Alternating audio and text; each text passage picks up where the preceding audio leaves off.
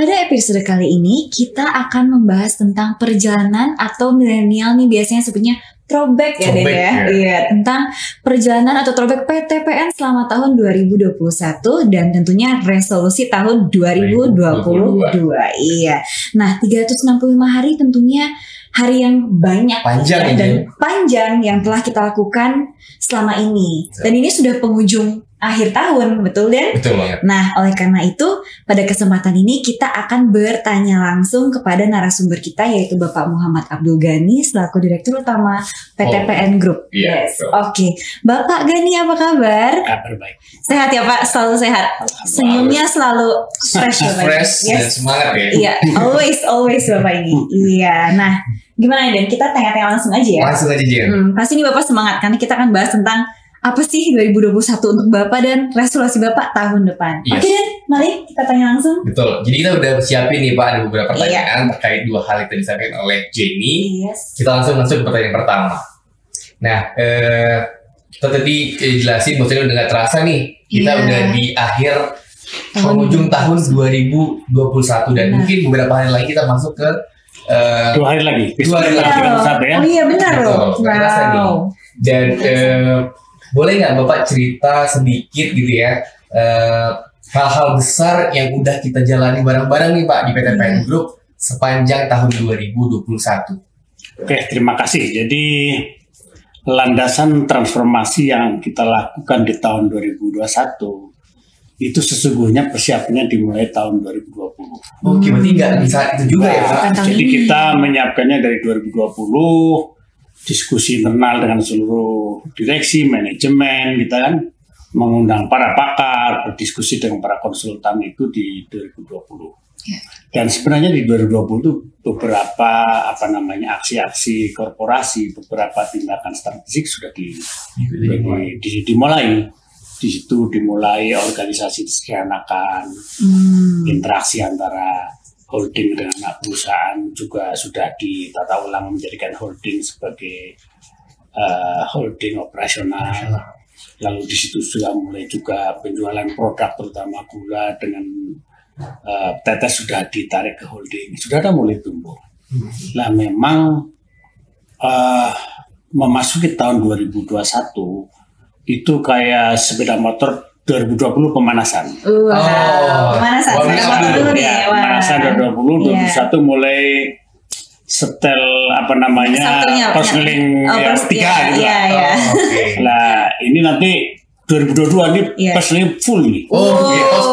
Ya full speed di 2022, terus 2023 agak landai. 2023 itu ya katakanlah gigi 3. Nanti kita akan melakukan ya mungkin gigi 3 terus jalan. Kira-kira begitu. Jadi di tahun 2021 yang paling agak radikal dalam arti merubah konsentrasi bisnis yang pertama adalah transformasi keuangan, terutama kaitannya dengan restrukturisasi utang. Itu menurut saya kalau saya coba renung-renung itu agak substansial karena seperti sering saya katakan, bagi perusahaan cash flow itu seperti bukan darah sebenarnya. Cash flow itu seperti oksigen.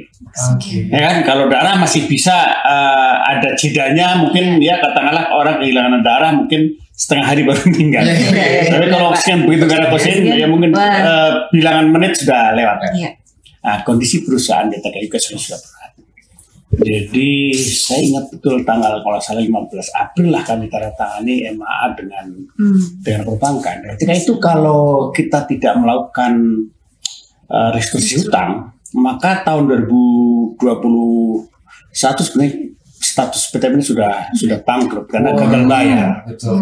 Kenapa? Karena sebenarnya restrukturisasi utang itu sudah dilakukan tahun 2018, tapi tidak radikal, tidak substansial. Jadi tambal sulam. Nah, di tahun 2021 di bulan April itulah penandatangan dan itu luar biasa dan itu effort semua orang. Terutama teman-teman di direktur keuangan dibantu oleh konsultan juga, tapi juga komitmen pemegang saham itu luar biasa. Itu yang pertama ya. Kemudian di tahun 2021 juga beberapa aksi-aksi korporasi yang besar, diantaranya kita di bulan Agustus, tepatnya tanggal 17 Agustus, sudah membentuk satu entitas Sugerco atau yang dirubah dalam bahasa nama perusahaannya itu PT Seni Gula Nusantara. Itu juga landasan yang radikal, yang mendasar, sehingga transformasi itulah yang salah satu yang menjadi satu dari 88 program Kementerian BUMN. Jadi itu. Terus yang ketiga, kita melakukan pengenalan brand nasional Nusa kita. Jadi 3 program strategi itu menjadi bagian daripada program yang di Kementerian BUMN. Jadi ada 8 program tahun 2020 sampai tahun 2023. Itu 3 di kita. Dan kemarin ketika pertemuan di seluruh BUMN oleh Pak Erick disampaikan itu. Jadi itu yang pertama, transformasi PTPN. Jadi itu 3 hal ya, 3 hal yang terjadi tahun lalu. Tentu banyak hal ya, tapi yang agak besar dampaknya itu 3, ditambah 1 lagi. Akhir tahun kita sama-sama melaunching transformasi EBITDA. Meskipun EBITDA itu sudah dilaksanakan sejak bulan Juni, tapi launchingnya di akhir tahun ini. Tentu banyak hal kita lakukan selain itu yang kecil-kecil ya. Semua aksi transformasi itu ada levelnya besar, tapi semua saling melengkapi. Tidak ada yang satu lebih tidak penting dari yang lain. Dan itulah yang menjadi catatan kita ya, karena seperti saya selalu mengatakan, mungkin kalian juga bosan ya, saya mengatakan ini pengalaman sekian puluh tahun. Tapi kita harus mengurai kan, karena dari pengalaman itu menjadi pelajaran. Jadi pengalaman 37 tahun yang lalu saya mulai bekerja itu, saya betul-betul ikut mengawal dan terlibat di dalam satu proses transformasi yang belum pernah ada presidennya. Dan saya tentu sebagai CEO itu betul-betul mengucapkan terima kasih kepada seluruh jajaran, masuk kalian ya, seluruh jajaran luar biasa. Itu pengorbanan yang tidak mudah, itu kerja keras yang membutuhkan perlu nyali, perlu semangat, dan sacrifice barangkali ya, ada pengorbanan, tapi pengorbanan yang bermakna, berakit-rakit dahulu, bersenang-senang. Saya merasa senang. Dan kalau kita lihat ya, mungkin saudara merasa atau tidak, tapi saya sendiri merasa tahun 2021 saya menjadi semakin bangga menjadi bagian dari PTPN. Kita juga tentunya. Iya, tentunya kita juga senang. Ada udah jadi ini itu semua ya. Dan itu mudah-mudahan itu menjadi modalitas semangat kita ke depan, memompa semangat untuk memindahkan gigi persneling keempat. Full speed di tahun 2022 ya Pak. Ini kita udah kencang nih Pak ya di gigi ya. Tapi kita mau masuk top speed nih. Istilah saya tahun 2022 itu point no return lah. Pokoknya nggak bisa jalan terus. Gaspol. Gaspol. Kalau yang mundur istilahnya kalau di Kopassus begitu. Kopassus itu gini.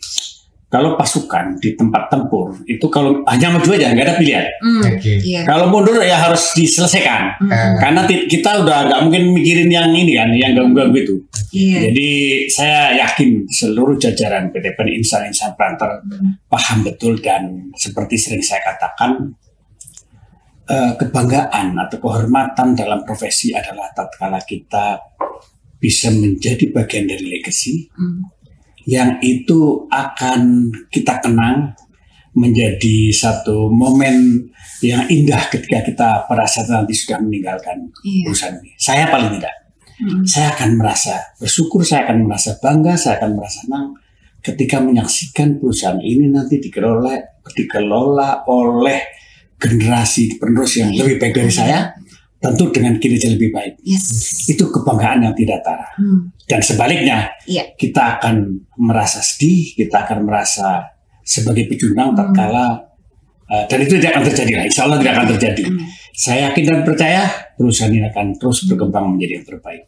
Seperti slogan kita, apa itu slogannya? PTPN Juara. PTPN Juara. Benar banget Pak. Ini kan memang langkah-langkah yang selama ini Bapak jalani sangatlah banyak langkah yang sulit ya Pak, challenging banget ya Pak Gani. Iya kan. Nah, tiap kali masa sulit itu tuh Bapak inget siapa sih Pak? Iya. Siapa yang Bapak selalu pertama kali atau mungkin saya harus ngapain nih kalau lagi saya pusing sulit gitu tahun 2021 ini? Iya. Sebenarnya karena barangkali ya, ini saya mau cerita juga, karena perjalanan karir saya itu tidak mudah. Benar. Bahkan boleh dikatakan perjalanan kehidupan saya dari mulai kecil juga tidak mudah. Benar. Artinya saya dalam perjalanan hidup saya ditempa oleh situasi yang betul-betul challenging, betul-betul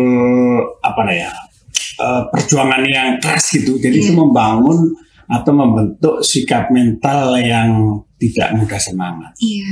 Dan itu agak susah saya ceritakan pada kalian berdua karena mungkin nggak bisa. Tapi paling tidak mungkin saya pernah cerita karena pengalaman hidup yang seperti itu saya relatif bisa memanage stres. Wah. Tentu persoalan tiap hari banyak dan pada saat tertentu akhirnya kembali Jennifer. Kita kembali ke Tuhan. Iya. Ya, jadi ketika dan itu sering saya berulang berkali-kali, ketika saya menghadapi satu persoalan, maka saya serahkan ke Tuhan. Tengah malam saya kembalikan Tuhan. Tuhan telah tunjuk saya, beri jalan saya untuk mengatasi persoalan ini. Dan percaya atau tidak ya, kadang-kadang jalan keluar itu keluar demikian saja. Ada aja ya Pak. Ada saja tanpa saya duga. Ambil contoh begini ya. Bagaimana kalian tahu kita diberikan pinjaman pen? Iya benar. Ya, yang digunakan untuk memperkuat dua komoditi sawit dan tebu. Itu juga seperti rezeki yang datang dari langit. Gitu. Bayangkanlah. Dalam posisi susah, restitusi belum jalan, pemerintah memberikan kita dukungan dana 4 triliun dengan bunga 2%. Dan itu tentu akan saya bertanggungjawabkan. Dan saya pastikan bahwa dana itu digunakan secara benar, dan itu nanti akan membuktikan kita akan bangkit. Bahwa kelapa sawit akan menjadi nomor 1, dan tebu atau gula akan meraih apa yang pernah kita raih, apa yang pernah kita capai di puncaknya, yaitu sebagai backbone industri gula tanah air. Berapa ton Pak? Sasarannya pada tahun 2025 paling akhir kita harus swasembada gula konsumen. Iya. Berapa ton Pak rencananya? Tonnya? 3 ton ya Pak kalau nggak salah? Apanya? Goalnya nih? 1,8 juta ton. 1,8 juta ton? Per tahun. Wow, per tahun ya? Untuk totalnya harus di atas 3 juta ton. Menarik. Ketika itu terjadi, maka kalian, bukannya saya loh, kan hanya bagian daripada mosaik yang besar.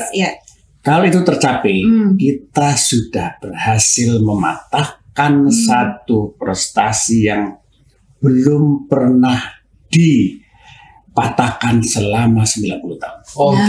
Luar biasa, rekor nih. 90 tahun, karena terakhir produksi terbesar tahun 1933 juta, selama ini belum pernah. Dan itu kita akan segera wujudkan paling lama 3-4 tahun. Pasti bisa. Tentu itu dengan catatan kita semua mau kerja keras, terutama para penter gula, penter tebu, dan satu lagi kita berharap Tuhan beri dia amal usaha. Betul, itu yang paling utama juga ya Pak, nggak lupa. Nah berarti itu udah dapat nih ketika Pak Abdul Ghani mulai merasa burn out gitu ya. Bapak selalu tiap hari berdoa tidak henti. Jadi doa itu juga menjadi salah satu kunci gitu ya dalam mengelola stres. Berdoa kan tidak mudah ya, tapi Bapak nonstop, tidak berhenti. Karena begini, jadi perkebunan itu, algoritma industri perkebunan atau industri tanaman itu ada faktor faktor yang tidak bisa kita kendalikan, unpredictable. Kenapa? Karena begini, beda kalau kita di industri manufaktur, ya kan? Manufaktur itu input diproses menjadi output, pasti itu hampir pasti. Selagi listriknya jalan, suku cadangnya jalan, itu membuat mobil kan itu aja. Kalau ukurannya itu matematikanya jelas, presisnya. Tapi ketika di perkebunan itu menurut saya itu banyak campur tangan Tuhan. Misalkan kita mau mupuk, tahu-tahu begitu mupuk hujan, nggak bisa, atau nggak hujan. Ada aturan kan kalau sekian 1 minggu curah hujan di bawah 50 milimeter kali nggak boleh ya. Itu kan kita nggak bisa mupuk. Contohnya seperti itu. Atau kadang-kadang tahu-tahu terjadi La Nina, El Nino. La Nina itu banyak hujan, atau kurang hujan. Nah, itu kan pengaruh banyak. Jadi banyak faktor di perusahaan yang menggunakan alam, terutama alam kehidupan ya seperti tanaman, itu banyak hal-hal yang di luar manajemen, di luar tidak manageable lah. Gitu. Ya, jadi makanya kan menurut saya harus istilahnya apa itu, rezeki anak soleh. Makanya berbuatlah soleh supaya rezekinya anak gitu. Nah, biasanya ini kan udah di penghujung tahun nih Pak. Nah, biasanya tuh anak-anak muda atau banyak orang lah, pasti dia selalu menyusun resolusi. Nah, pasti udah punya nih, pasti nggak mungkin Pak Dino juga udah punya nih. Nah, kita mau kepo nih Pak. Kira-kira resolusinya Abdul Ghani di 2022 untuk PTPN dan untuk dirinya pribadi apa sih Pak? Jadi begini ya. Resolusi itu kan itu biasanya berangkat dari kontemplasi ya. Betul. Ya kayak orang buat perjalanan. Jadi begitu ini bulan 12 ya. Perjalanan 12 bulan yang lalu seperti apa. Terus ya kayak model kita kalau dalam apa namanya istilahnya kaidah menyusun rencana strategik itu kan ada analisa lingkungan, analisa masa lalu, analisa eksternal, kemudian menghitung kekuatan, kelemahan, ya, potensi, ancaman. SWOT gitu ya Pak. SWOT kita itu kan itu bahasa bahasa teknis teoritisnya. Tapi tentu kita saya selalu kalau secara pribadi ingin memberikan yang terbaik. Dalam setiap hari selalu ingin memberikan terbaik agar amanah yang diberikan kepada saya itu memberikan kemanfaatan yang besar. Maka sama dengan PTPN juga. Jadi kalau resolusi saya itu tahun 2022 itu menjadi yang terbaik. Dari sebelumnya. Iya, menjadi terbaik. Ya, itu tentu didasarkan pada perjalanan spiritual maupun perjalanan yang sifatnya material selama 2021 kan. 2021 kalau secara korporasi kita berada pada kondisi yang tadi saya sampaikan udah gigi 3 dan tentu kalau 2022-nya harus giginya 4. Betul. Karena ini nanti agak banyak kali nih dan ini sangat menentukan itu.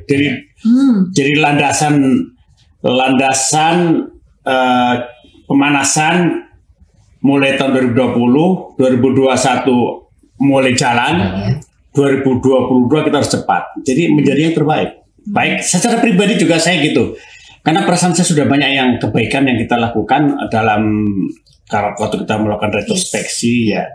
Kita sebagai manusia, saya juga sebagai seorang kakek ya. Tentu kita semakin berat apa yang harus saya tampilkan baik secara pribadi maupun secara sosial karena sudah ada 4 orang cucu saya yang harus saya pertimbangkan. Kalau dulu mungkin sebelum punya cucu mungkin 3 anak saya. Jadi sekarang setiap tindakan saya jangan sampai mempermalukan.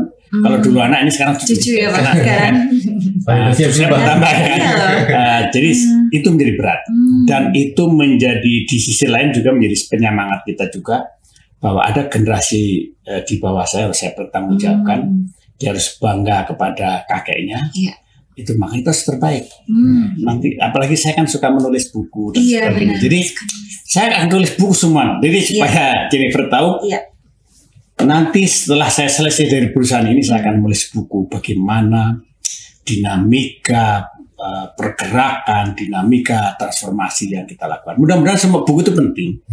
Buku itu penting untuk generasi penerus nanti bisa membaca. Mungkin tidak selalu kebaikan, tapi paling tidak membaca hal-hal. Kalau kebaikan berarti bisa ditiru, kalau ketidakbaikan jangan ditiru. Jadi itu aja. Jadi kita kata nggak sempurna dengan segala kelemahan, dengan segala keterbatasan. Tentu kita yang kita inginkan adalah menjadikan masa lalu sebagai cermin untuk menatap masa depan yang lebih baik. Jadi menjadi yang terbaik. Jadi kita terbaik. Dan itu kan gini, kalau secara secara spiritual itu kan hidup ini kan memang itu. Kalau bahasanya fastabiqul khairat. Hidup ini adalah bagaimana kita terbaik. Berlomba-lomba dalam kebaikan. Itu saja. Karena begitu banyak mungkin ketidakbaikan yang kita lakukan ya. Maka kita berusaha untuk memberikan yang terbaik. Dan mungkin semacam klise juga, tapi tidak juga sih sebenarnya. Kita selalu berusaha seperti itu. Karena apalagi sebagai seorang CEO, tentu saya harus bertanggung jawab pada 140.000 orang ya. Iya. Yang paling yang bekerja di bawah. Betul. Kalau dengan keluarganya 500.000 orang. Betul. Coba kau bayangkan itu. Kalau nanti di hari pertanggungjawaban setelah saya meninggal kan, di hari kalau istilah Islamnya yaumil mahsyarati. Wow. Iya, Saya diminta pertanggungjawaban 500.000 orang. Apa yang kau kerjakan untuk kan berat kali. Kalian berdua aja belum tuh kalian puas sama saya. Apalagi yang 500 orang, 1.000 orang kan. Iya. Jadi saya bisa dibayangkan itu beratnya saya itu. Maka setiap saat saya selalu Tuhan bimbing saya ke memberikan yang terbaik. Istilahnya begini, kalau saya sama amanah jabatan, amanah apapun namanya ya, harta itu kan pada akhirnya kita bagaimana kita menggunakannya untuk memberikan menolong orang banyak, memberikan kemanfaatan orang banyak. Iya. Ya mungkin dari orang sekitar, ya seperti saya mungkin keluarga kecil dulu, tetangga, semua kerabat itu harus gitu. Istilahnya sultanan nasirah, kekuasaan yang menolong banyak orang. Ada juga kekuasaan yang menyusahkan banyak orang ya. Itu jangan, itu kita jangan tiru, jangan tiru seperti itu. Oke. Gimana tadi? Nah, itu kan secara umum resolusi dari Pak Abdul Ghani. Nah, kalau terkait dari rencana aksi-aksi korporasi yang kita membutuhkan top stick ini apa aja itu Pak? Iya, jadi gini, ketika Bapak Presiden mengumpulkan 20 BUMN besar di Labuan Bajo, beliau mengingatkan, saudara-saudara dirut, gunakan momentum hanya 2 tahun. Saya nggak tahu beliau kok ngomong 2 tahun. 2 tahun. Kita punya waktu 2 tahun untuk saudara-saudara direktur utama BUMN melakukan transformasi agar merubah perusahaannya yang tadinya kurang baik menjadi baik, kalau yang tadinya baik menjadi juara dan sebagainya. Itu beliau ngomong 2 tahun. Dan saya selalu mengatakan juga 2 tahun. Karena saya sebelumnya menyatakan sama kalian juga kan, kita punya waktu 2 tahun. Intinya kita harus bergegas. Jadi bergegas itu dalam makna secara spiritual itu kan bagaimana kita setiap kesempatan itu jangan menyanyiakan kesempatan. Kalau bisa hari ini, karena tadi nggak besok. Dan ini tahu tadi pagi rapat kan, saya kumpulkan tadi rapat dengan, contohnya tadi rapat dengan Pelindo, ya kan, dengan KAI. Saya bilang sama Pak Hengki, Kepala Divisi Hukum, Pak Hengki, bisa hari ini kirim draftnya? Saya nggak mau lama-lama. Bisa kata dia. Sore saya akan tanya nanti. Sore kirim draftnya. Kalau bisa besok kan masih ada hari. Kalau bisa besok sudah finish. Maka minggu depan kita sudah, kalau setiap saat nanti kita akan mendatangani MOU itu dengan antara yang memanfaatkan bagaimana PTPN 3 grup di Sumatera Utara, Sungai Mangke, kereta api dengan Kuala Tanjung, Labuan itu berkolaborasi, itu kan nilai tambahnya luar biasa. Saya itu ratusan miliar tuh, Den. Kalau kita bisa lakukan itu, efisiensi yang diterima oleh PTPN ratusan miliar. Belum lagi untuk pelabuhannya sendiri, kereta api dan tentu itu menumbuh kembangkan ekonomi di sekitar kan. Kan ekonomi itu kan ekonomi makro kan. Mungkin pernah belajar ekonomi makro itu ada spread effect. Jadi setiap satu kegiatan ekonomi akan menggunakan spread effect. Artinya dampaknya kemana-mana, karena akan menumbuh kembangkan ekonomi sekitar dan sebagainya. Itu sebagai contoh. Saya nggak mau lama-lama. Kemarin pernah kan waktu itu saya rapat tentang yang surat Gubernur Sumatera Utara kan. Saya minta besok hari Senin dikirim. Kemarin kan berkirim. Jadi sebenarnya banyak hal ya di tempat kita, di perusahaan kita itu banyak keputusannya sebenarnya jadi simple. Keputusannya tidak terlalu lama, enggak bertele-tele, dan itu diperlukan.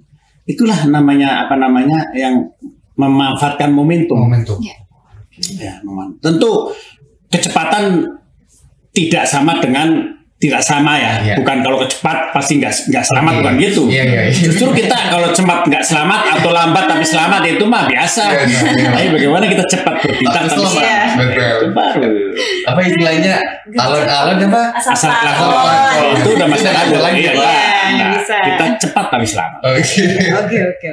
Nah tadi itu 17 Agustus kita udah membentuk namanya Sugar Co. Nah kita dengar nih Jen, akan ada Ko yang baru nih. Oh iya, Iya. Palmco. Ya. Ya itu Pak. Jadi sejarahnya begini ya, sejarahnya itu kan outcome-nya ya, Iya. outcome-nya.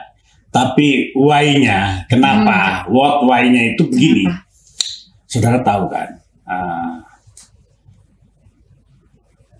PT PN3 Holding atau holding perkebunan itu memiliki paling tidak ada 13 anak perusahaan. Iya. Di samping anak perusahaan non PTPN. Iya. Ada LPN, LPP, LPP, KPPN, dan seterusnya. Iya.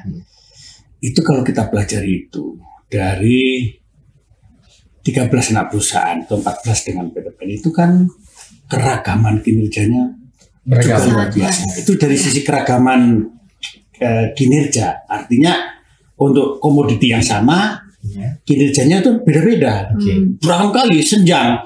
Yang terbaik itu dengan yang terjelek itu 1/3. Oke. Nah, itu kan ini kan harus segera diselesaikan. Yang kedua, antar komoditi itu juga senjang. Bisa bayangkan Den, 5 tahun terakhir itu yang untung cuma kelapa sawit. Oke. Mungkin kalau 10 tahun ditarik juga kelapa sawit. Masih sawit juga. Kenapa sih kita sih masih mempertahankan budidayanya, yang lain kok dipertahankan? Tidak ada langkah. Coba kalau kerunung lah. Iya. Iya. Kita sudah 10 tahun katakanlah. Bocoran. Bukan masalah kebocoran. Kita sudah 10 tahun punya 4 komoditi, tapi yang selalu yang menghasilkan keuntungan ya kelapa sawit, sawit yang saja. lain rugi. Yang lainnya rugi semua. Kenapa kok sih dibiarin? Oke. Iya. Mestinya kan kalau begitu harus dilakukan upaya-upaya itu kan. Iya. Lah, Betul. lah itu kita rubah. Kita rubah, maka green design-nya itu antar tadi dalam komoditi, antar komoditi. Iya. Kemudian antar PTPN. Kalian tahu kan ada PTPN kelompok Merah, hijau. Trans Hijau, Iya. Transhijau. PTPN 3, 4, 5. Iya. Ada Trans Kuning 1, 2, 6, terus 11, 12, Iya. ya kan? Iya. 14 gitu kan. Ada yang merah. Iya, merah. 8, 9, 7 gitu kan? Iya. Iya. Kenapa sih itulah? Ini kan masing-masing itu punya 2 hal paling tidak, masing-masing perusahaan. Tingkat sustainability bisnisnya, artinya going concern dari perusahaan itu, atau biasanya parameternya EBITDA, apakah perusahaan itu bisa jalan enggak? Dengan kalau dibiarin jalan sendiri. Ternyata ada yang bisa dan enggak. Oke. Nah, lalu yang kedua, terkait dengan beban utangnya, debt-nya. Debt. Iya. Debt dibagi equity, debt EBITDA, ternyata juga beda-beda. Nah, tentu saya beserta kawan-kawan direksi sebagai penanggung jawab holding itu terus memikirkan, apa ini mau dibiarkan? Iya. Apa ini mau dipertahankan? Tentu tidak. Nah, dari desain besarnya kita akan selesaikan mungkin ya tahun 2023 udah nggak ada lagi yang seperti itu. Mungkin nggak ada, paling lambat akhir 2023 nggak ada lagi istilahnya PTPN yang miskin, PTPN kaya. Seragam. Ya, kita akan lakukan istilahnya cross fertilization. Wah. Jadi yang kuat bantu yang lemah, ya kan? Iya. Dari mungkin apa namanya model bisnisnya, dari struktur usahanya, dari pengaturan apa namanya komoditas, dari regionalnya, itu kita harus pastikan akhir 23 nggak ada lagi PTPN yang Miskin. miskin. Yes. Yang miskin itu kan akhirnya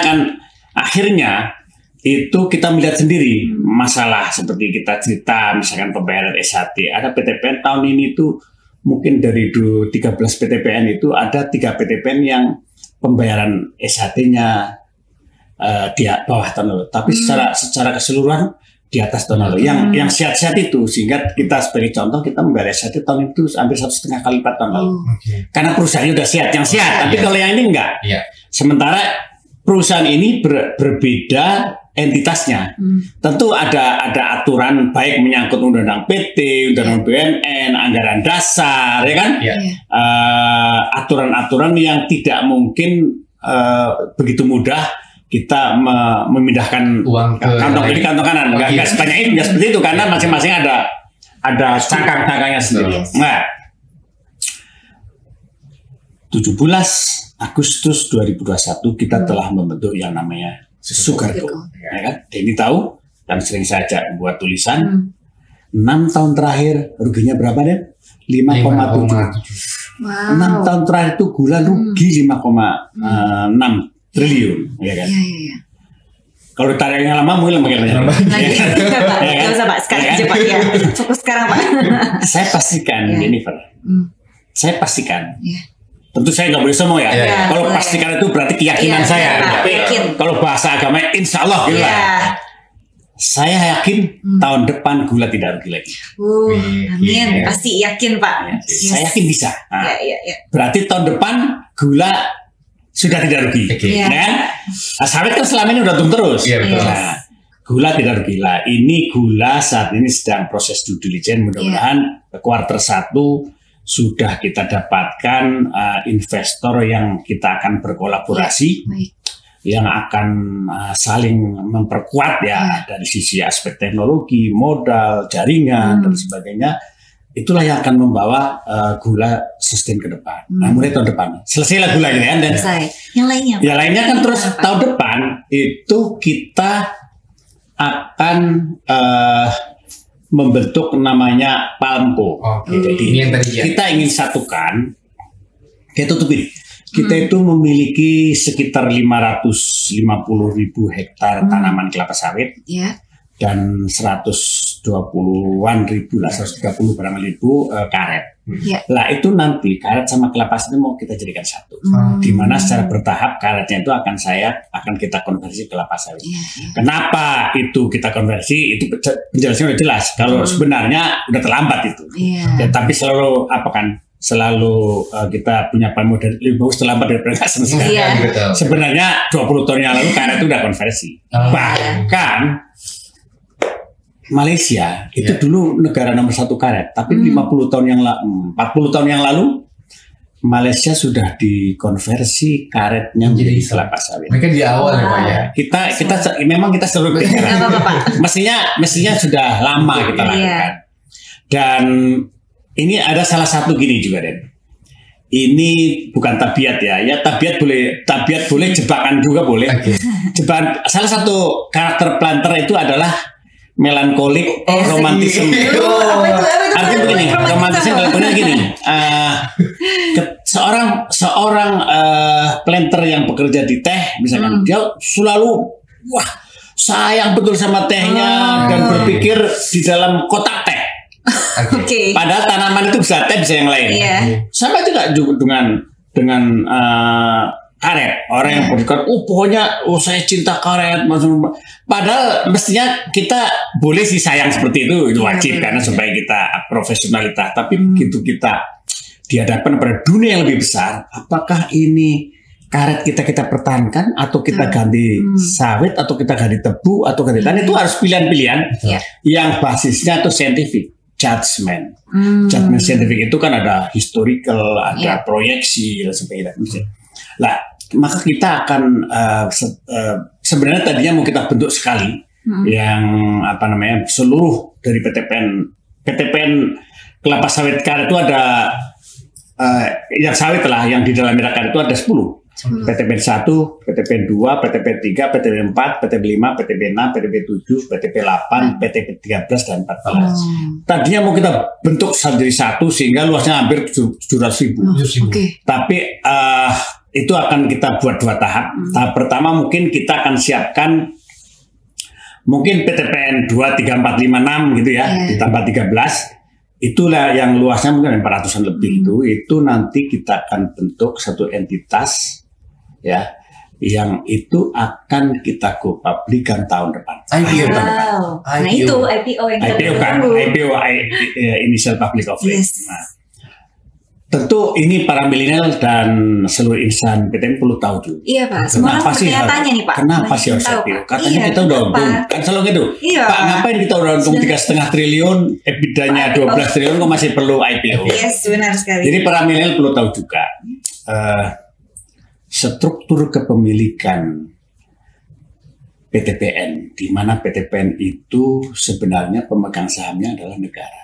Ya kan? Negara itu udah jelas dalam undang-undang kan, kita negara BUMN. tapi negara itu akhirnya disusutkan oleh Menteri Keuangan. Menteri Keuangan akhirnya diturunkan ke Menteri BUMN. Ya.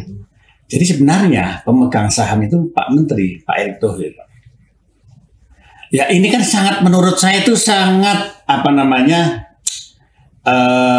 sangat rentan ya. Artinya bayangkanlah kebijakan seorang menteri bisa mengaruhi seluruhnya. Ya kalau Pak Menterinya baik, kalau enggak kan, ya kan itu. Kalau bukan baik nggak baik lah. Ya kalau open, kalau nggak open gitu lah. Ya kan? Kalau nggak aware kan kita kawat kan itu lah. Memang kalau sekarang itu Pak Menterinya aware. Dan ini juga program Pak Menteri juga. Jadi Pak Menteri menyampaikan sama kami, BUMN yang sudah siap itu harus go public. Apa kata beliau?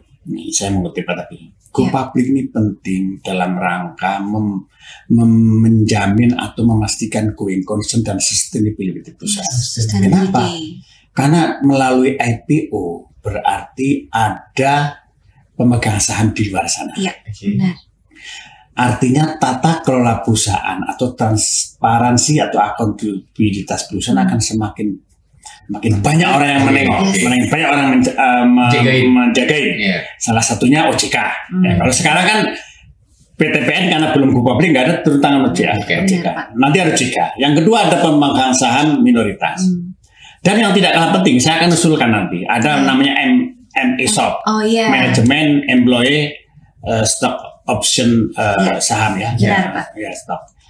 Jadi itu kalau nanti perusahaan ini go public, kebetulan saya pengalaman menyiapkan go public kita tahu mungkin 13 tahun yang lalu itu memang ada skema itu. Jadi nanti karyawan, saya rasa di Bank Mandiri, BRI semua juga sama.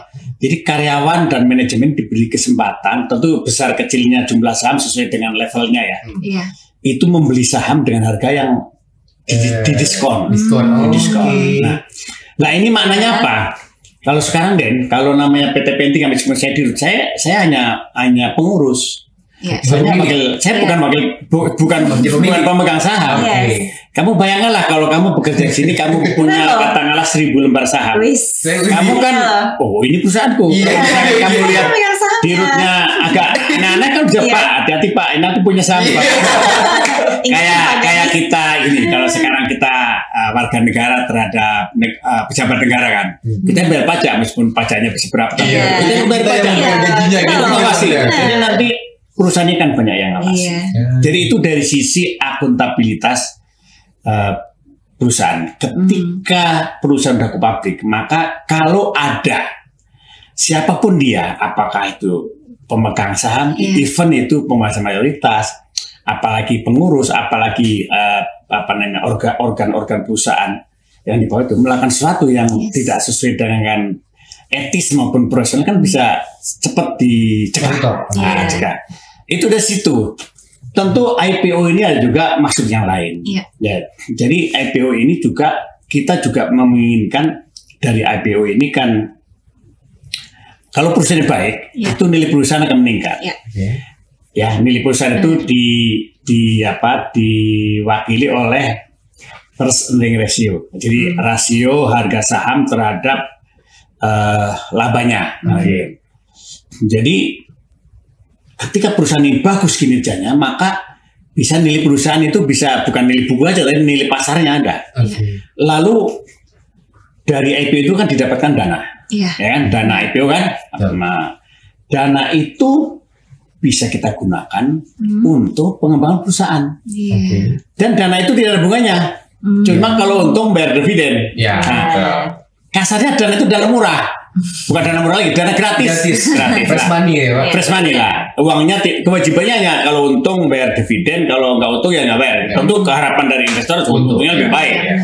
Itu akan kita gunakan nantinya, dana itu untuk mempercepat disparitas antara yang terbaik dengan yang terbagus. Jadi gini, kira-kira kami ini, dana itu akan kita bantu nanti untuk PTP-PTP yang masih rendah. Misalkan PTP 7, PTP 1, PTP 8, langsung uang digelontorkan ke misalkan tanamannya sekarang kurang bagus di replanting, jalannya nggak bagus diperkeras, pabriknya losisnya tinggi, ganti alatnya, diperbaiki orangnya dan sebagainya.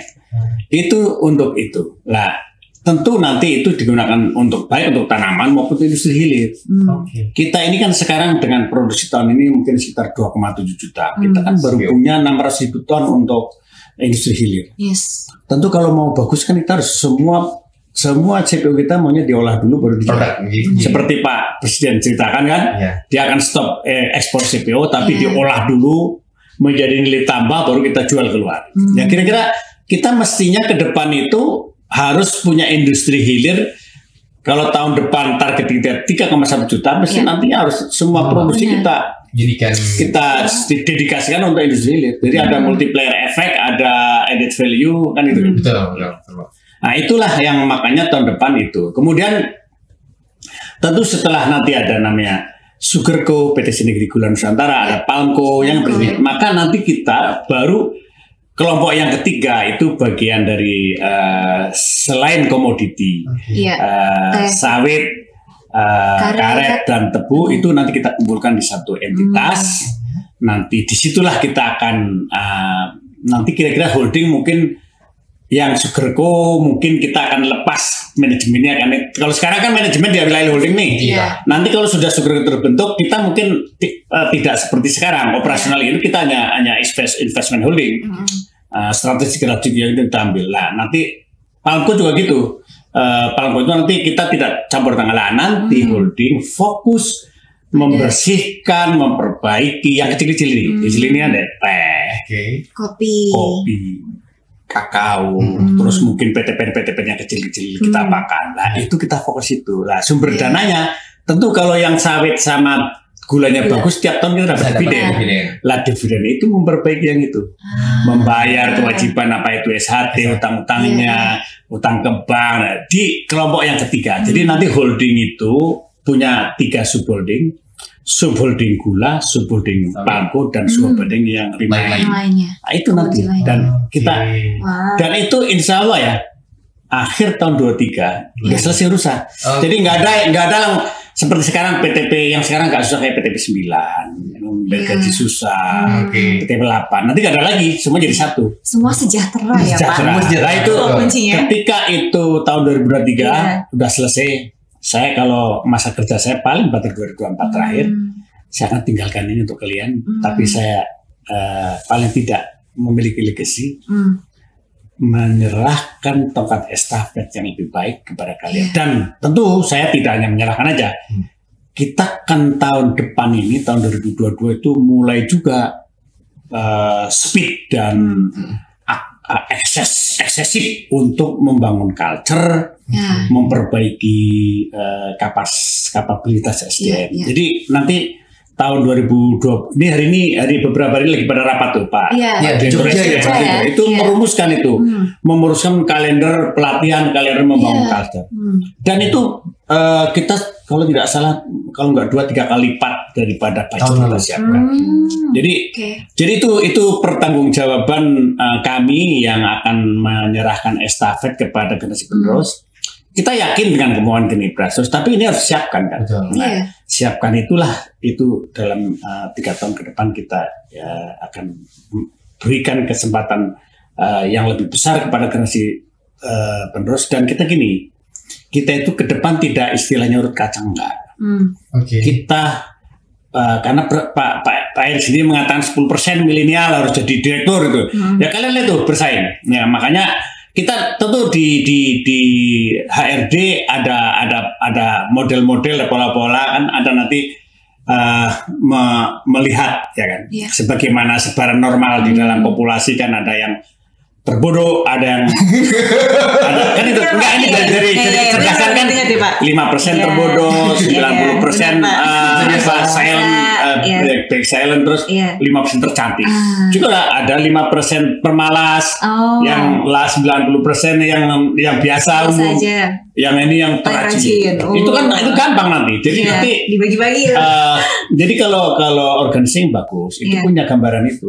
Tentu nanti ada juga degradasi, ada apa namanya promosi. Ada itu enak sebenarnya. Dan itu dengan sistem manajemen yang sekarang menggunakan digitalisasi, menggunakan Internet of Things dan sebagainya. Itu betul nggak mungkin lah. gampang lah dikuantifikasi. Jadi nanti kayak seorang guru besar kan sekian kumnya baru dari guru besar, gampang. Jadi nanti bagi para milenial ke depan, maka kesempatan sekarang lah kalian harus menyiapkan diri sebagai pemimpin masa depan yang tentu kami tidak seperti zaman dulu. Zaman dulu itu modelnya urut kata enggak, saya kalau loncat lah. Nah, jadi jadilah kita generasi yang selalu bersaing. Ya, dan itu saya alami juga waktu pertama kerja dulu, Den. Itu tiap hari itu persaingan. Tidak hari ada persaingan ya, Pak. Persaingan. Jadi Jennifer, seperti kalau dulu waktu zaman kita jadi asisten itu tiap hari selalu bersaing. Dan kita ini kadang-kadang kalau target produksi harga pokok nggak tercapai, itu semua kita jadi noting. Kalau misalnya kita ahli nyanyi, ya kan? Misalnya di antara kawan kita yang ahli nyanyi, tapi kalau produksinya nggak masuk, pandai nyanyi, produksi nggak masuk. Mungkin kita pandai main tenis gitu ya, main bagus, tapi kalau produksinya nggak masuk, harga pokoknya tinggi, nanti pandai aja main tenis kerja nggak becus. Jadi memang dulu parameter kerja ini produksi ya, Pak. Kalau asisten kan produksi ya, tapi kira-kira parameter kinerja itu menjadi satu bagian yang harus tanda petik sebagai sama dengan marwah kita. Nah, bagaimana kalian kalau kalian semua orang menjadikan prestasi sebagai kebanggaan, maka organisasi itu menjadi organisasi yang betul-betul yang persaingannya bukan persaingan jahat ya, yang perlombaan lah, bukan benturan, tapi perlombaan itu bagus. Disitulah asah mengasah itu akan terjadi, dan perusahaan yang mekanisme persaingannya itu seperti itu akan cepat maju. Tentu nanti ini harus ada posisi juga kan. Kalau nggak ada posisi kan bahaya juga. Kita jadi kayak orang di Singapura ya. Di Singapura ini saya kalau ke Singapura gimana, Pak? Di Singapura itu katanya orang tingkat kebahagiaan itu bukan Singapura katanya. Tapi di negeri yang di atas. Sweden apa? Sweden atau yang itu masih wajar di Sweden. Ini negeri kayak di mana, di Himalaya di atas itu. Rupanya sana orang bahagia karena jam itu lambat. Kita di Jakarta juga kan persaingan berarti. Kalau salah-salah kita ya benar. Begitulah. Tapi bukan seperti itu ya. Tapi kita ingin setiap orang bertanggung jawab dengan jabatannya, dengan portofolio, dan bertanggung jawab dengan target dan sebagainya. Kalau perusahaan sudah seperti itu maka enak. Itu kita memimpikan seperti itulah, makanya di tahun 2022 ini sangat penting. Di samping target-target tadi aksi-aksi korporasi yang substansi, tapi sebenarnya yang paling penting sering saya bolak-balik ngomongkan adalah untuk memastikan transformasi yang sustainable harus dibangun, akan tumbuh dengan subur di culture yang kuat, dikelola oleh SDM yang tajam, SDM yang tangguh, SDM yang pasti bisa, Pak. Itu kira-kira. Pak, kalau boleh tahu nih, perasaan Bapak sekarang ini gimana menyambut 2022 tuh deg-degan nggak sih, Pak? Atau kalau Bapak yakin nih gitu kan? Saya tuh orangnya selalu yakin. Itu loh. Kamu bisa bayangkan ya. Ketika saya memimpin satu perusahaan yang kalau istilah kapal terbang itu tinggal jatuh aja. Enggak pernah ini ketika saya di dalam sejarah perjalanan karir saya memimpin perusahaan yang tinggal jatuhnya saja. Itu saya sebagai pilot itu bisa bayangkan lah ya. Bayangkan itu saya tentu sebagai pemimpin saya tidak boleh menunjukkan kerisauan saya kan. Ada contoh dulu begini. Saya baca buku sejarah biografinya Jenderal Yusuf. Jadi Jenderal Yusuf itu dulu Panglima ABRI yang suka jalan-jalan, bukan jalan-jalan ya, suka meninjau prajurit di lapangan. Itu pakainya bukan pesawat jet, tapi dulu pakainya pesawat Hercules. Jadi suatu saat itu mesinnya kan patuh, mesinnya mati satu. Jadi mesinnya satu mati. Ditanya wartawan, Pak, ini kenapa ini Pak? Kok pesawat kok jalan gini-gini?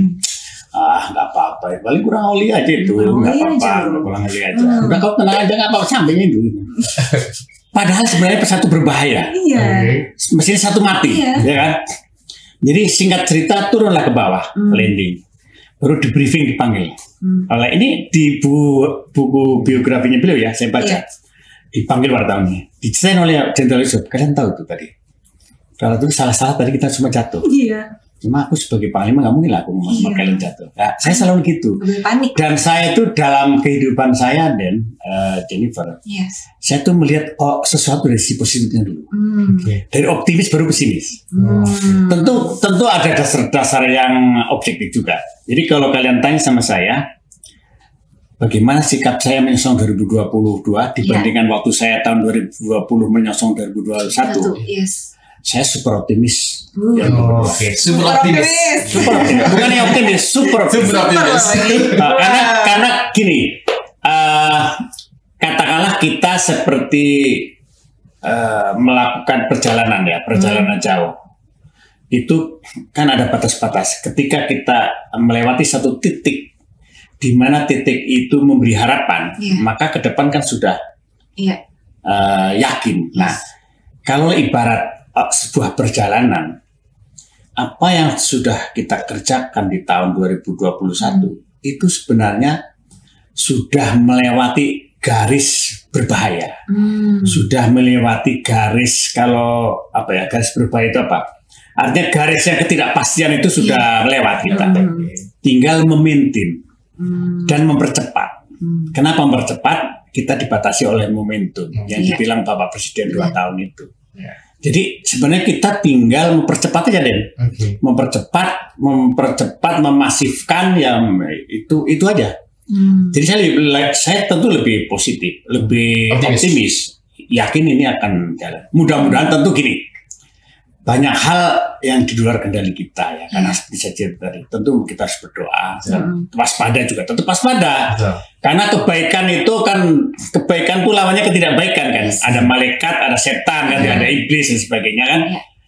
Iblis itu bukan orang luar, diri sendiri juga. Apalagi seorang CEO seperti saya itu sebenarnya itu yang paling lawannya itu diri sendiri. Lawannya diri sendiri. Saya bisa apa aja kok. Ketika saya bisa apa aja.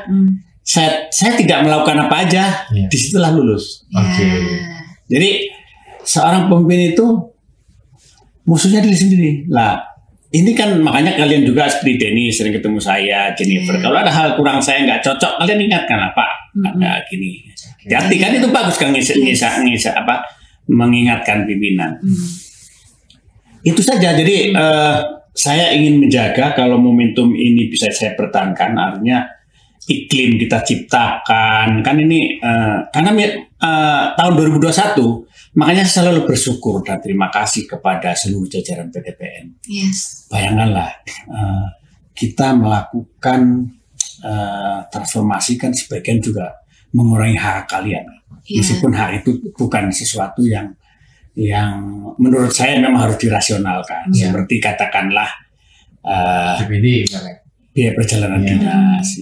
Ya kalau kalian kita rapiin gitu, tentu kan itu berlaku untuk saya juga, ya kan? Betul. Tapi saya ingin berpikir begini, seperti sering saya katakan, kalau kita perusahaan itu terbebani satu beban biaya yang fix, biaya yang tidak terkait kinerja, overhead yang seperti itu tidak sustain perusahaan. Lah yang kita inginkan adalah perusahaan ini akan sustain manakala kita bisa menghasilkan produk dengan harga pokok terbaik di kelasnya. Itulah. Ketika itu terjadi, perusahaan itu sustain, ya kan? Kalau terjadi gejolak apapun, saya ambil ilustrasi. Sekarang harga CPO 13.000, ya kan? Kalau harga pokok kita, beban pokok produksi 7.000, dengan yang 5.000, maka yang kalau bisa kita akan turunkan sampai ke 5.000. Kenapa kalau 7.000 Pak? 7.000 kalau terjadi gejolak harga, nanti turun di bawah 7.000, ini nggak sustain ini.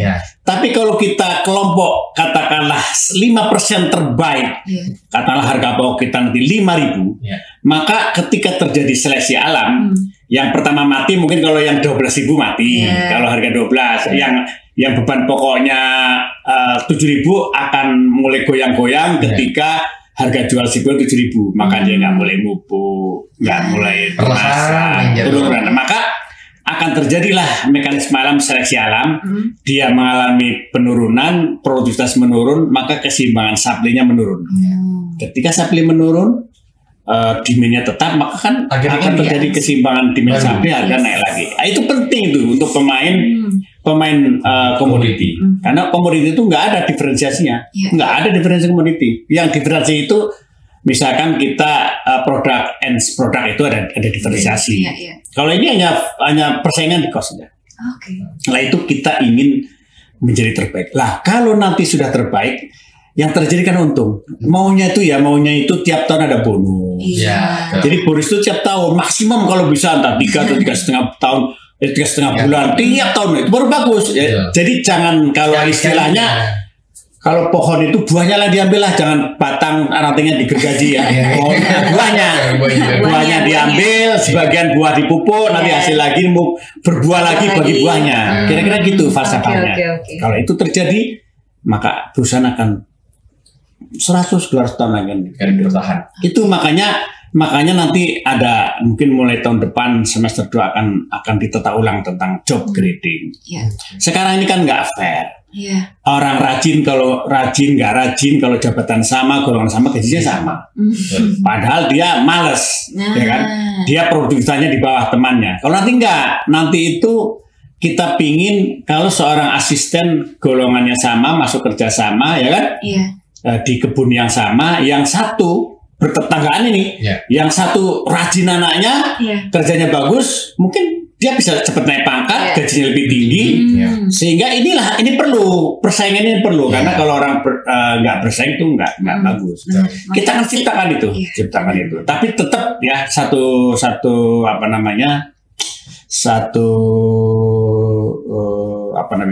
falsafahnya. Jadikan dulu perusahaan sehat, baru kita cerita tentang kesejahteraan karyawan. Betul. Kita bukan kapitalis, apalagi ini BUMN. Tapi jangan kita ke haknya duluan, tanggung jawab enggak. Jadi prestasi ini baru kita kesejahteraan. Betul. Baru bisa sustain. Karena gini, seperti beberapa ini contoh saja lah, beberapa perusahaan PTPN anak perusahaan kita. Yang sampai sekarang mungkin gajinya juga sekarang mungkin nggak ada ya, mungkin saya pernah di satu perusahaan ya, di PTPN 2 lah gampangnya waktu saya masuk tahun 2019 gajinya pun nggak bertanggal, ke 30 ke 40 kan gitu. terus kadang-kadang hak karyawan, misalkan perjalanan dinas, kemudian katakanlah jubilaris kan dibayarkan. Yang perusahaannya memang nggak bisa, ya mau demo tiap hari itu nggak bisa. Maka yang dilakukan adalah apa? Dilakukan perbaikan apa perusahaannya dulu. Dan saya tadi pagi baca di koran Medan. Jadi kayak ini contoh PTP 2 karena saya dulu pernah di situ. Di PTP 2 itu tahun itu Jennifer, tahun ini dia membayar SHT kepada para pensiunan itu lebih besar yang dia bayarkan dari yang katakanlah 10 tahun yang lalu. Luar biasa itu. 10 tahun yang lalu itu 10 tahun jumlahnya berapa dengan yang tahun ini? Kenapa ini bisa? Karena perusahaan diperbaiki. Nah itu dari sisi itu aja. Belum lagi sekarang gajinya udah lancar, ya kan? Kemudian sawitnya pun udah protes sudah mulai naik, tanaman barunya udah bagus. Maka itu saja dulu. Jadi jangan cerita macam-macam.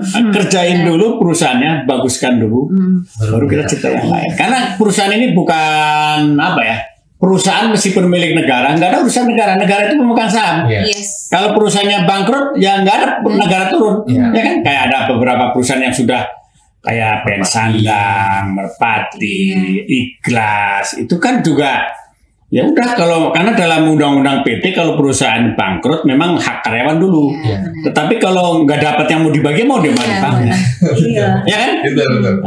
Tapi dengan kondisi yang tadi Bapak sampaikan, disparitas kita yang cukup jauh. Tapi tahun ini kita untungnya 300% ya Pak? Ya, enggak kalau cerita disparitas ya, saya ambil contoh lah ya. Tahun 2020 itu produktivitas PTPN 14 itu cuma 8,4 ton per hektar. Tahun ini mungkin 13.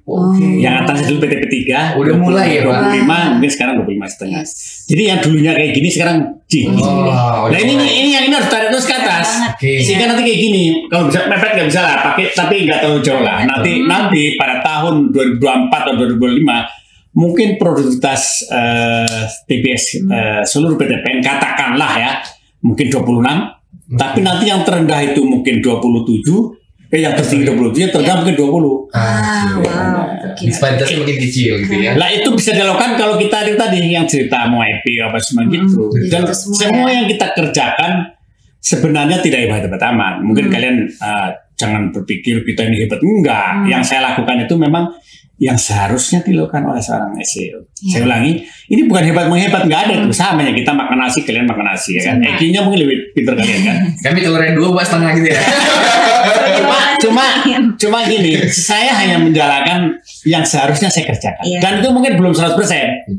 Jadi kalau cerita PTPN juara itu bukan hebat. Kalau PTPN menjadi juara itu biasa. Karena jadi memang kita ditakdirkan harus jadi juara. Takdir kita. Dan dulu pun kita pernah jadi juara. Jadi kita mengembalikan takdir aja. Jadi nggak ada yang hebat-menghebatnya. Jadi jangan salah ya. Ini nggak ada yang kerja. Saya juga bukan kerja 24 jam. Saya kerja kalau udah jam 6 saya udah pulang ya. Jam 6 nggak pernah lebih jarang banget kalau lebih jam 6. Malah saya marah kalau ada orang kerja sampai malam. Namanya nggak bisa dikerjain. Itu yang ini falsafah kerja. Saya tuh nggak suka kalau orang kerja sampai malam tuh. Bagi saya tuh 0 nilainya. Kalau yang bagus adalah kalian bisa kerja sampai jam 5, tapi pekerjaan selesai. Kecuali pada masa-masa tertentu perlu juga, misalkan mau tutup buku, mau ngejar RKAP, ada itu wajar. Tapi jangan tiap hari. Kalau tiap hari berarti ada yang salah. Ada salah. Bisa karena di rumah direcoy istri. Oh gitu ya Pak. Iya bisa juga. Atau yang memang dia itulah, pokoknya nggak betah di rumah lah. Nah kita ini hidupnya harus seimbang deh. Balance. Harus balance, kerja bagus. Juga ada kewajiban kita punya anak, punya istri. Istri sama anak itu bukan hanya ngasih duit aja. Ya kita harus ngobrol, jalan-jalan. Makanya kalian tahu, saya tuh kalau Sabtu Minggu di rumah aja. Kemarin keluar dia. Ada orang Sabtu Minggu malah jauh dari istri, nggak betul lah. Jadi itu kalau dalam falsafah rumahku surgaku. Begitu. Jadi nanti kalian kalau sudah punya suami kayak gitulah. Saya udah Pak Jini nih Pak. Doain ya Pak ya. Istrinya udah nih Pak. Jauh. Tapi hebat loh Pak. Kuat Pak. Udah saya suruh datang kemari. Oh gitu ya. Udah Pak. Udah aku kembaliin ke meja. Jangan dong Pak. Ganjar di saya Pak. Doain dong Pak saya. Selanjutnya. Aku cariin lah. Iya. Oke Pak. Baik Pak. Cariin. Oke apa lagi? Oke. Ini paling pingin sobat milenial tuh pingin ini Pak, boleh nggak sih Pak kasih quote atau nggak kayak berapa ya 2 patah kalimat kayak saya pasti bisa atau apa gitu Pak ke milenial, apa sih Pak untuk 2022 nih Bapak pegang tuh Pak? Kalau menurut saya hidup yang paling enak itu positive thinking. Positive thinking. Terus menjadi quote di tahun 2022. Kita harus positive thinking. Karena gini. Cara berpikir kita itu mempengaruhi gerak langkah kita. Benar. Nah, kalau kita sudah apa itu ada di dalam kata ahli agama katanya Tuhan itu seperti persangkaan hambanya. Maksudnya sifat Tuhan seperti hambanya. Tuhan pemarah ya. Jadi kita menjadi marah. Sulit kali Tuhan sulit kali hidup. Sulit. Tuhan. Tapi kita pasti ingin Tuhan mudahkan. Jadi saya juga berharap 2022 mudahkan. Padahal kalian tahu itu untuk memastikan akhir tahun 2022 bisa itu bukan gampang loh. Benar Pak. Itu benar gampang.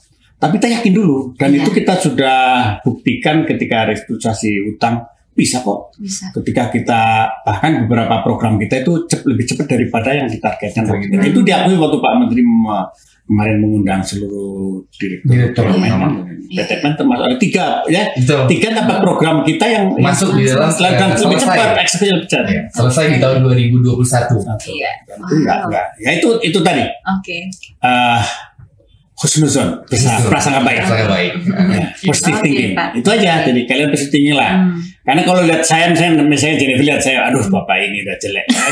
Atau udah susah. Umpama kan pasti kamu kan defend. Benar. Tapi kalau Pak Gani ini baik. Kalau kamu kan sama saya juga kita mudah berkolaborasi. Saya juga selalu gitu. Saya ketika ketemu orang itu positive thinking dulu. Meskipun nanti ujungnya bisa positif dan negatif. Iya, benar. Tapi kalau kita dari awal sudah negatif thinking, itu pasti nggak jalan tuh. Udah blok. Di sini mental blocknya. Yes. Begitu ya. Mungkin boleh Pak, terakhir kali nih. Jadi, memberikan ucapan untuk para milenial. Saya menyampaikan terutama yang beragama Nasrani, selamat merayakan Natal. Mudah-mudahan Natal menjadi pintu bagi kita untuk hidup damai, untuk berkolaborasi, berkawan kita sebagai bangsa Indonesia yang beraneka ragam tapi memiliki satu ikan. Ikannya adalah bangsa Indonesia. Kita semua beda-beda dari suku, agama dan sebagainya, tapi kita satu. Itulah Indonesia. Yang kedua, tidak berapa lama lagi kita akan memasuki tahun baru 2022. Memang perjalanan 2021 secara global itu tidak begitu mudah. Pandemi COVID sudah merubah segalanya. Banyak kawan kita yang tadinya bersama kita, banyak kerabat kita, banyak teman kita yang sebagian sudah meninggalkan kita. Tapi yakinlah tahun 2001 yang penuh dinamika ini, kalau kita jadikan sebagai pelajaran, kalau kita sebagai bahan kontemplasi perenungan, maka tahun 2022 akan menjadi tahun pencerahan, tahun seperti saya katakan tadi, yakin bahwa kita akan menjadi bagian legacy membawa perusahaan yang lebih baik. Jadi seperti disampaikan para milenial dan seluruh insan BUMN, berpikirlah positive thinking. Maka ketika kita berpositif thinking, maka kemudian akan menyertai kita. Ridho Tuhan dan perlindungannya akan menyertai kita. Dan kita akan memasuki tahun 2022 dengan penuh optimis. Meneruskan perjuangan sebagai empati yang sepanjang lebar kita diskusikan antara dengan Jennifer dan Denny. Demikian, mudah-mudahan Tuhan senantiasa melindungi kita semua, membawa PTPN menjadi lebih baik. Jadi PTPN juara. PTPN juara. Oke, baik. Mungkin cukup ya Jen. Cukup kita sharing dengan Pak Didut pada episode kali ini. Dan jangan lupa terus saksiin podcast kita bersama Pak Didut dan mungkin pemimpin lainnya. Iya tentunya. Oke. Baik, terima kasih. Makasih Pak. Terima kasih Bapak. Sehat selalu.